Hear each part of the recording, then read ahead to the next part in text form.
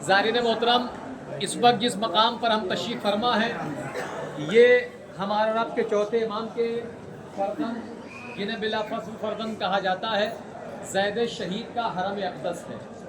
آج پوری کائنات میں جو سادات آباد ہیں، کوئی زیدی ہے، کوئی نقوی ہے، کوئی تقوی ہے، کوئی موسوی ہے، کوئی کاظمی ہے، تو جو حضرات کہیں بھی زیدی خاندان سے تعلق رکھتے ہیں وہ جناب زید جن کے مزار اقدس پر آپ تشریف فرما ہے وہ انہی کی اولاد سے ہیں، وہ انہی کی نسل سے ہیں۔ میں بس تھوڑی سی ہسٹوری بتا کے اور اس کے بعد جو ہے مصائب کے چند جملے۔ یہ زید شہید جن کا یہاں پر مزار اقدس ہے، انہوں نے ہمارے چھٹے امام کے زمانے میں قیام فرمایا تھا، اور اس کے بعد جب آپ نے قیام فرمایا تو قیام کے بعد آپ کو جو ہے اس طرح سے شہید کیا گیا کہ شہادت کے بعد آپ کے کٹے ہوئے سر کو مدینہ اور کوفہ بھیجا گیا، اور آپ کا جو جنازہ تھا، یعنی جو آپ کا جسم تھا، جو آپ کا جسد اطہر تھا، اس کو کوفے کے دروازے پر لگاتار 4 سال تک لٹکائے رہے۔ 4 سال تک، ابھی آپ زیارت نامہ پڑھیے گا تو اس میں بھی اس کی وضاحت کی ہوئی ہے۔ 4 سال تک آپ کے جسم کو کوفے کے دروازے پر لٹکایا گیا، اور اس کے بعد جو ہے لگاتار آپ کے جسم سے نور کی شعاعیں اٹھتی تھی، اور پھر جب نور کی شعاعیں اٹھی اور جو ہے عباسی خاندان کے خلیفہ نے جب یہ منظر دیکھا تو اس کو ڈر محسوس ہوا کہ کہیں اہل بیت کی اور جناب زید کی محبت لوگوں کے دل میں اور نہ بڑھ جائے، لہذا جناب زید شہید کا جو جنازہ 4 سال تک لگاتار وہاں پر لٹکایا تھا، اس کو جو ہے آگ جلا کے آگ کے حوالے کر دیا گیا۔ آپ کے جنازے کو باقاعدہ طور پر آگ لگا دی گئی، اور اس کے بعد جب چاہنے والوں کو معلوم ہوا کہ فلاں مقام پر زید شہید کا جنازہ جلا دیا گیا ہے، تو چاہنے والے اس مقام پر جاتے ہیں اور جلی ہوئی رات کو اٹھا کر لاتے اسی جگہ پر دفن کر دیتے ہیں جہاں پر آج آپ زیارت کے لیے لائے ہیں۔ یہ آپ کی تاریخ ہے۔ اب آ جائیے جناب زید، یہ کون ہے؟ ہمارے چوتھے امام کے بیٹے ہیں، ہمارے چوتھے امام کے بیٹے ہیں، 5ویں امام کے بھائی ہیں۔ آپ کی ولادت 80 ہجری کے بعد واقع ہوئی ہے، اور آپ کی شہادت جو واقع ہوئی ہے سفر کے پہلے ہفتے میں، بہت سے لوگوں نے بتایا 4 سفر کو واقع ہوئی ہے۔ میں بس چند مصائب کے چند جملے آپ تک پہنچانا چاہتا ہوں۔ جناب زید شہید جب سے انہوں نے آنکھ کھولی ہے، اپنے گھر میں دیکھا کرتے کہ میرے بابا ہر وقت رویا کرتے ہیں۔ امام سجاد زید شہید جب سے آپ نے آنکھ کو کھولا ہے اپنے بابا کو روتا ہوا دیکھتے ہیں، کبھی شام شام شام کہہ کے، کبھی حسین حسین حسین کہہ کے، کبھی اکبر اکبر اکبر کہہ کے۔ ایک مرتبہ زید شہید امام باقر کے پاس آئے، اپنے بڑے بھائی کے پاس ہے جن کی ولادت سن 57 ہجری میں ہے۔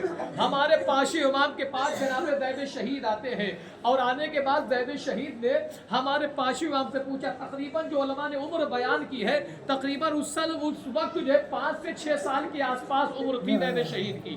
آپ نے اپنے بھائی امام باقر سے پوچھا، بھیا مجھے یہ بتاؤ کہ جب سے میں نے آنکھیں کھولی ہے میں نے دیکھا ہے کہ میرا بابا ہر لمحہ رویا کرتا ہے۔ میرا بابا وضو کے لیے پانی لیتا ہے تو اتنا روتا ہے کہ وضو کا پانی زمین پہ گر جاتا ہے۔ میرا بابا مصلی عبادت بیٹھتا ہے تو زار و قطار روتا رہتا ہے۔ بھیا جان آخر وجہ کیا ہے کہ میرا بابا ہر وقت ہر آن ہر لمحہ دن و رات رویا کرتا ہے؟ عزادارو، امام باقر نے جب اپنے بھائی زید کا یہ سوال سنا، جناب زید کو کلیجے سے لگایا اور ایک جملہ کہا، بھیا زید میں تمہیں کیا بتاؤں، جو میرے بابا نے دیکھا ہے وہ تم نے نہیں دیکھا ہے، جو میرے بابا نے منظر دیکھا ہے وہ تم نے نہیں دیکھا ہے۔ جناب زید شہید نے پوچھا، بھائی جان میرے بابا نے کون سا منظر دیکھا ہے؟ امام باقر نے کہا، بھیا میں تمہیں بتاؤں، ارے کربلا میں ہمارے دادا حسین کی شہادت کے بعد ہمارے بابا کی نگاہوں کے سامنے ارے بابا کی پھوپھیوں کی چادروں کو چھینا گیا، انہیں قیدی بنا کے کربلا سے کوفہ سے شام تک لے جایا گیا۔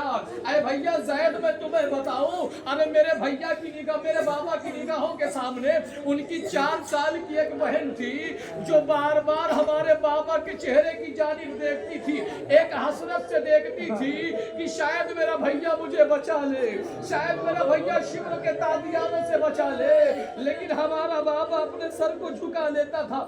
بھیا زید ہمارے بابا کی نگاہوں میں جب وہ واقعات کربلا آتا ہے، جب وہ شام و कोफा के मनादिर आते हैं, हमारा बाबा तलब तलब के रोता है।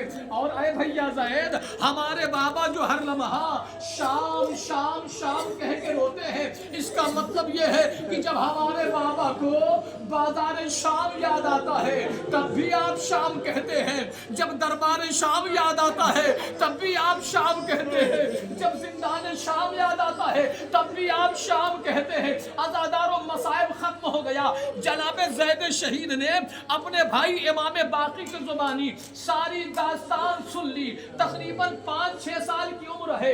अज़ादारों, अब जनाब ज़ैद शहीद अपने आप को तैयार कर रहे हैं, अपने आप को तैयार कर रहे हैं। अब एक रवायत है, तकरीबन ज़ैद शहीद 12 साल से लेकर 15 साल के दरमियान की जब आपकी उम्र हुई, एक मर्तबा ज़ैद शहीद अपने बाबा इमाम सज्जाद के पास आए और आने के बाद कहा, बाबा जान आप मेरे साथ चलिए। बस मसाइब का आखिरी जुमला है अज़ादारों। किसने कहा? ज़ैद शहीद ने कहा।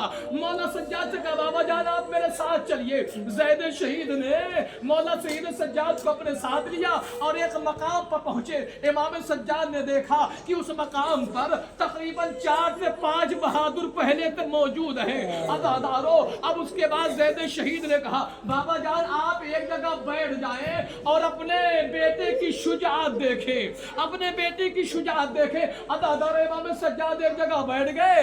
ज़ैद शहीद ने तलवार को निकाला। अब एक एक बहादुरों को बुलाते गए और एक एक बहादुरों से जंग होती गई। ज़ैद शहीद फतह हासिल करते गए। अज़ादारों, जब तमाम बहादुरों से ज़ैद शहीद ने फतह हासिल कर ली, अब पीछे मुड़े कि शायद मेरा बाबा मुझे शाबाशी देगा, शायद मेरा बाबा मेरे कांधे पर हाथ रखेगा। ज़ैद शहीद पीछे मुड़ते हैं तो क्या देख